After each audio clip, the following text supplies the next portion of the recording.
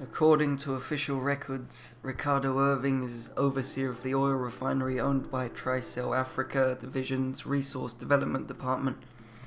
Crude and arrogant, he possesses an insatiable desire for the accumulation of wealth.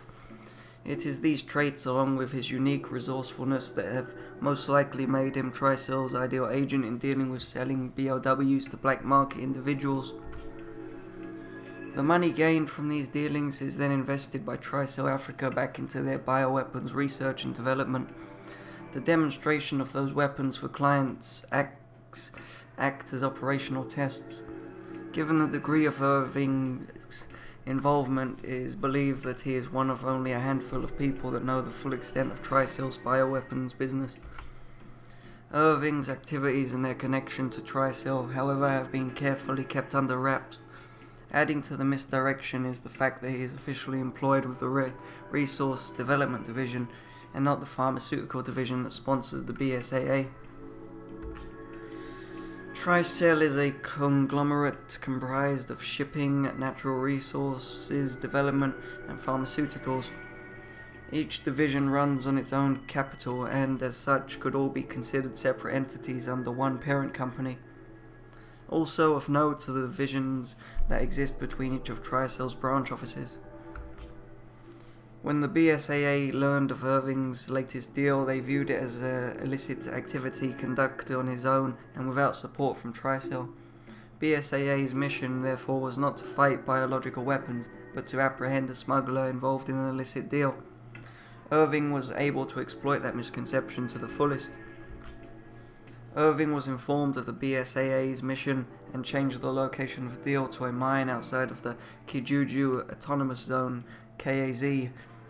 When a BSAA team arrived at what they thought was the deal's location inside the KAZ, they walked into a trap. Before the team even arrived, the improved version of Las Plagas was released upon the populace of the town, transforming most of them into Magini. This intel was acquired by Alpha Team and later confirmed by the data recovered by the backup team, Chris Redfield and Shiva Avaloma, prior to Irving's deal. It appears that a sample of the Ouroboros virus was also released upon Alpha Team's arrival and was responsible for the termination of Dan Duchan's team. Irving did not take into account that the Ouroboros would be engaged and defeated by agents Redfield and Alomar, nor that a hard disk and its data would be seized. The data obtained from the hard disk allowed the two agents to proceed to the actual location of Irving's transaction, the mine. When confronted with the reality that his plan had failed, Irving was forced to take the following actions. First, he contacted his partners in the transaction and requested to delay the deal, after which point he went to the mine to retrieve any documents and materials relevant to the transaction. It was at this point that Redfield and Alomar found him. However, it was obvious that he had a backup plan for just such a contingency. Irving escaped thanks to the help of a hooded figure he had on standby. The two agents were left to deal with Popo Karimu, a BAT-based BOW that was originally intended to be used in the transaction.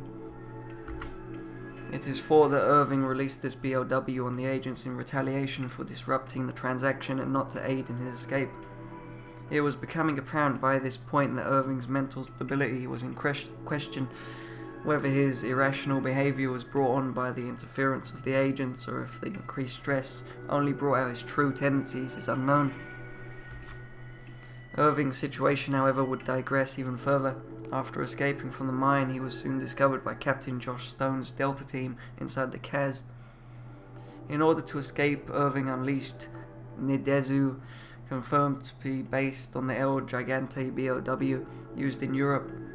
The frustration of losing two large valuable BOWs in such short succession must have been keenly felt by the avaricious Irving. After reaching the conclusion that there was nothing more he could do, Irving plotted to escape with his accumulated wealth, but he was soon overtaken by the hooded figure, who provided him a vial containing Las Plagas. This was to be his punishment for failure. He was to administer this on himself in order to fight the two agents. This vial contained a Las Plagas variant known as a control plugger. According to BSAA intel, the use of the control plugger has been documented by Leon S. Kennedy in Europe. The control plugger differs from the common form in that it does not take over a host's rational thought process. Another difference being that it causes extreme transformations to the host. As such, control plugger hosts must resign themselves to never being able to live as a normal human again. In a last-ditch effort, Irving detonated the oil refinery, but unfortunately for him, the refinery was virtually dry at the time, thus limiting the size of the explosion. His hope was that he could destroy all incriminated evidence and kill agents Redfield and Alomar, so he would not have to resort to using the control plugger. Irving was left with no choice but to administer the injection to himself, at which point he underwent an immense and rapid transformation. But even the power he gained from that transformation did not avail him, and he met his end at the hands of the two agents.